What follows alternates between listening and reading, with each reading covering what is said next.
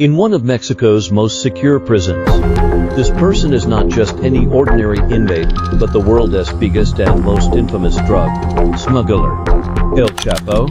Special CCTV cameras have been installed in his cell to monitor him 24 hours a day. His cell has no windows or ventilation. Only a small shower area in one corner.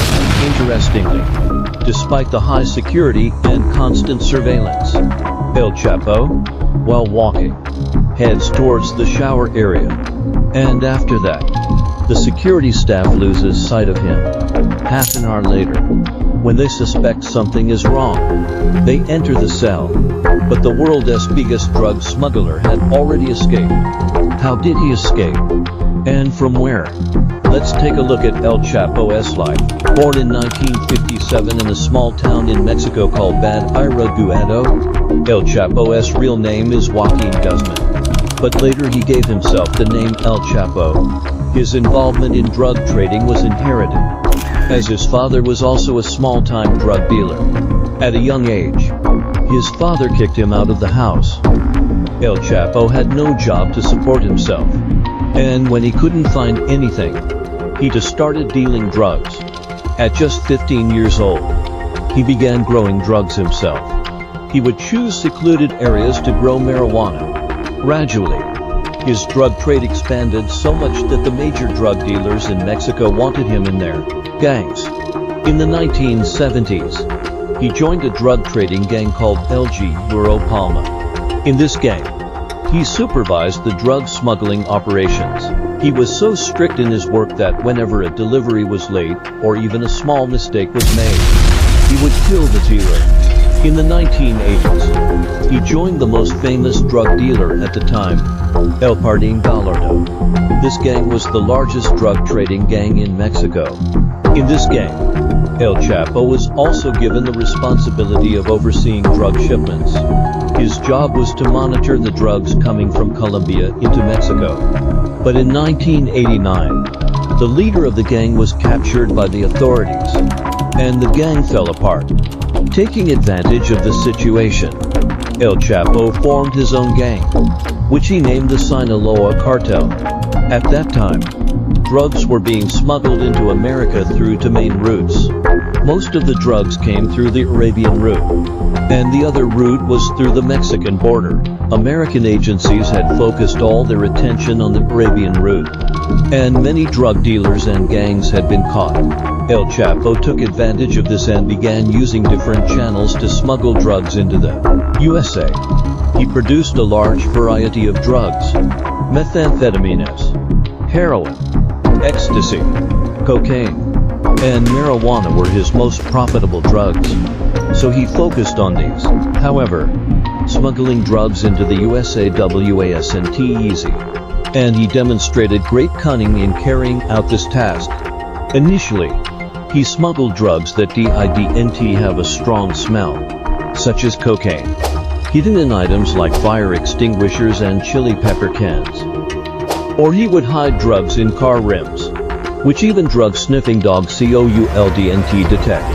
However, the issue was that apart from cocaine, other drugs couldn't be smuggled this way. So, he came up with a method that became his signature: tunnels. He invested millions of dollars, hired experts, and built tunnels underground that were equipped with full electricity and ventilation systems. Through these tunnels, he started smuggling drugs into the USA. In 1990, officers from the Federal Bureau of Investigation were shocked when they discovered El Chapo's first tunnel. It was 300 feet long and fully equipped with electricity. The tunnel led to a house that was El Chapo's safe house, and in case of emergency, he could escape through it. El Chapo knew all the tricks of the trade, which is why, despite numerous efforts, he remained uncaught. In November 2010, another tunnel was discovered in Otay Mesa, which had similar facilities. Additionally, there was a rail system installed underground, which was used to transport debris during construction and later for smuggling drugs. In 2012, a tunnel was discovered in Tijuana, and in 2013, another in Otay Mesa. Due to his extraordinary skill, El Chapo and his gang were called the kings of tunnels. He built his tunnels so deep that no machine could detect them, and he cleverly concealed the entrances, like under bathtubs or toilets. Before building a tunnel, he carefully selected the location. He primarily focused on smuggling at the USA-Mexico border, particularly in the California Otay Mesa area. He chose Otay Mesa for 3 reasons. First, Otay Mesa is located between 2 major transport hubs, Tijuana and San Diego, which made it very easy to move drugs to these hubs without being detected by agents. And because of these hubs, it was very easy to transport drugs to agents.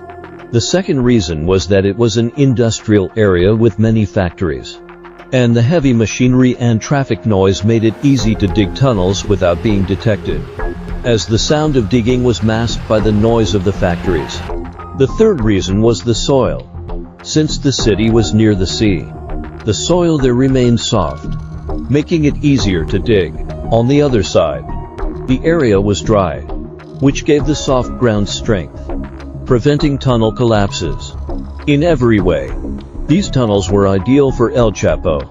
On June 9, 1993, Mexican authorities captured El Chapo and sentenced him to 20 years in prison. However, even this jail became his office.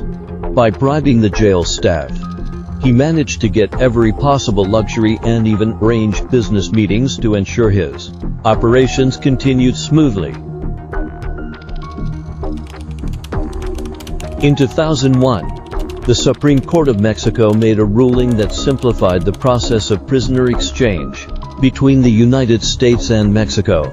El Chapo knew that due to drug smuggling in the USA, the U.S. government would eventually demand his extradition, and escaping from there would be nearly impossible. So, El Chapo made his first escape plan from the Mexican prison. He bribed the jail guards with $2.5 million and escaped by hiding in a laundry basket. For the next 13 years, he continued his drug trade through tunnels and other crimes without getting caught, frustrating both the U.S. and Mexican governments.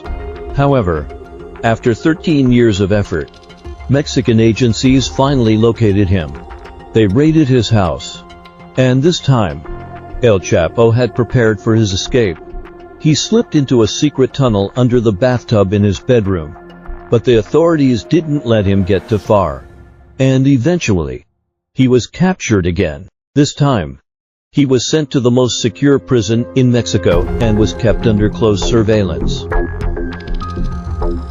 However, just 1 year later, on July 11, 2015, while he was walking in his yard, he was last seen near the shower area at 8:50 p.m. The only place in his cell not visible to the camera was the shower area. About half an hour later, when he wasn't seen on camera, the guards opened the cell for inspection. By the time they entered, El Chapo had already escaped. Using great cunning, he had removed the cover of the shower drain and dug a tunnel that connected to a larger tunnel.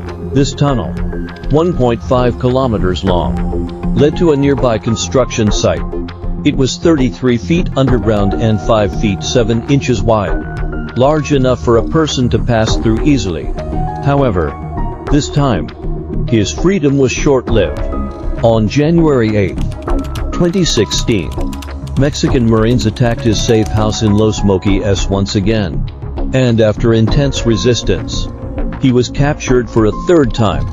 This time, the American government wasn't willing to take any risks. In 2017, the Mexican government handed El Chapo over to the USA, where he is now serving a life sentence in the Supermax prison in Colorado. Despite all the security measures, there is still concern within the U.S. government that El Chapo might escape again.